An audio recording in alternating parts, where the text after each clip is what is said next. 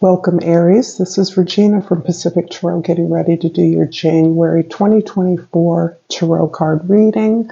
I've laid out a combination of the African Tarot and the Tarot of the Divine along the axis of the horoscope wheel. I'll clarify with the Good Tarot, and I will integrate 3 oracle decks into my reading. Thank you for being here, and thank you for all the support that I receive from you. It's deeply appreciated. I am going to begin doing private readings. The information for that is in the description box below. I will also be giving a free reading every month based on the comments and or donations. So let's get started, Aries, with your overall energy for January. The Star card.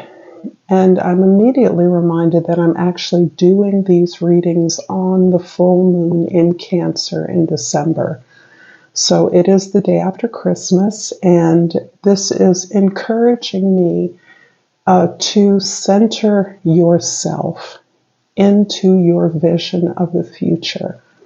What has emerged from a very difficult year of healing, a year that you have benefited and grown exponentially, really, is this vision that you now hold as your North Star. This is what's helping you to understand the necessity to stay grounded and to focus on your present experience of these goals that are now emerging before you. You're dreaming out the shape of your vision for the future. And you're renewing that in some way in January.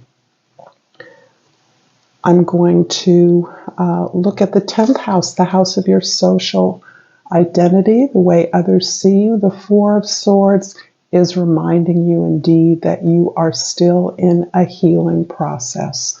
You are able to construct this vision as a direct result of the gratitude that you are experiencing for the challenges that you've overcome in putting this new vision together.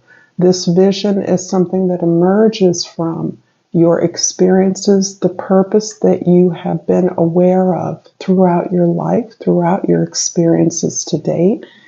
And you're now understanding that all the challenges to that, the extreme hardships that you've overcome, have been specifically in place to remind you of the preparedness with which you now understand and can build your vision. These challenges were necessary in order for you to truly understand your purpose and to gain the courage, the strength, and the clarity with which you can deeply understand the patterns that you're releasing, the patterns of failure, disbelief, disappointment, are being banished from your gratitude and your ability to gain this clarity as the achievement of your current moment.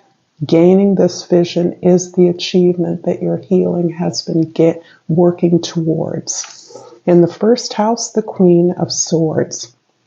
This is helping you, Aries, to be curious, to facilitate an understanding of the experiences of others that are related to you, that are connected to you, that your allies, your friends, colleagues, really helping yourself to uncover the experiences of your revelation, your enlightenment, your healing through this intimate ability to detach yourself from the emotions of your experience and to understand that it is the deeper beliefs that you have invested in some ways necessarily, that you are seeking greater clarity about now that you're understanding underneath the experiences that you're releasing were a set of beliefs that did not serve you. In the 4th house, the house of your family, your history, the 10 of Swords is really building just how critical this transition is to your experience, your pursuit of your destiny, your mission, your path. your journey. You are still in the throes of this major release of associations, but more than that, it's truly the expectations that others have had of you. This is a difficult thing to release. It is incremental. It takes a journey, and you're still healing from the revelations of these investments that you've made in the expectations, in the beliefs, in the values, in the experiences of others. In many ways, the goals and beliefs of others dictated the way you understood success, happiness, or accomplishment to come to you. And you're still unraveling that story. You're retelling the story, really writing your narrative again. Is the transition you're in, and all of the ways in which you use conversation, words, communication, and the way that you learn and understand, process information are all relevant to the releasing of this old story. In the 7th house, the house of your significant relationships, you have the 9 of Swords. And this is really about allowing yourself to experience the feelings of release. This is really about accepting the suffering as what you are learning and holding up for yourself as gifts of release, of understanding the fundamental oppression that you are relieving yourself individually from. This is a heavy bang. This is a heavy load that you are really rewriting, re-understanding, renegotiating in order to put this alternative pathway, this alternative vision forward in a productive way. In many ways, you have achieved this healing, translating that into words, steps, and actions, particularly with and among others who have been allies, who have been co-victims, who have been co-creators with you in whatever dysfunctions, not exclusively dysfunction, but in whatever ways that you have not only experienced your past, but released yourself from that. I'm going to pull a Starry Beginnings and ask Aries, if you're relating to this reading at all, to please like this video, share this with someone who might enjoy it, comment below, and subscribe to my channel, Pacific Tarot. And I've pulled from Starry Beginnings. Breathe love into your life. Remind yourself to breathe. This is key because in many ways you are releasing, there's almost the energy of rebirth, of course, preceded by death. And the release that you're undergoing is so phenomenal. I wouldn't be surprised if this is affecting your health as well. Not only the release and relief of letting go of a lot of this old baggage, but also a release in order, a clearing of the ground so that you're able to make space to be grateful for these experiences, to fill your life with forgiveness for yourself among others. And I'm also going to pull a Flora and Fauna of Africa. And I've pulled here the Caracal. I never can get this quite right. The Caracal. And the plant associated with this is the Rosella plant, a beautiful hibiscus. And the key word is opportunity. Trust your intuition and follow through.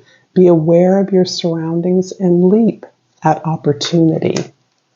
This is beautiful. Yeah, you're manifesting this beautiful vision that is motivating your actions as you gain this greater understanding. I'm going to clarify the Queen of Swords here in the 1st house with the King of Earth, King of Pentacles in the 2nd house, and the 3 of Earth.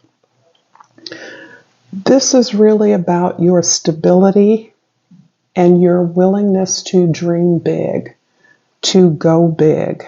There's an energy that you're carrying in terms of your grander vision, this healing that you are still going through, that is preparing you for something very big, something that involves your community. It can involve a large organization, but you are being urged not to play small, to pick your allies and collaborators with a view to shared vision, but a variety of skills and expertise, so that you can actually move this very large project with a view to increasing quality, producing something of quality and value that is available and accessible to a large group of people, a community, a tribe, a large organization.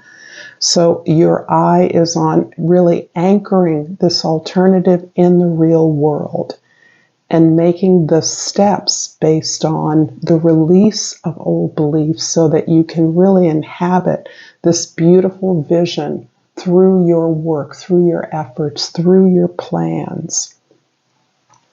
The Ten of Swords in the fourth house is clarified by the King of Water in the fifth house and the Nine of Water in the sixth house. My sense here is that healing is absolutely something that is giving you joy, because clearly you're doing a lot of it. You have gained so much in your maturity, which includes the acceptance of others for who they are. As a natural caregiver, as a natural provider, there may be a kind of externalized critique that you have brought to many of your relationships, friendships, relationships with colleagues or co-workers, that is outward facing in a way that you've now learned to turn that sense of critique, criticism, always intended to be constructive, but not always received that way by others, into a place of looking at your own behaviors first and developing compassion for others.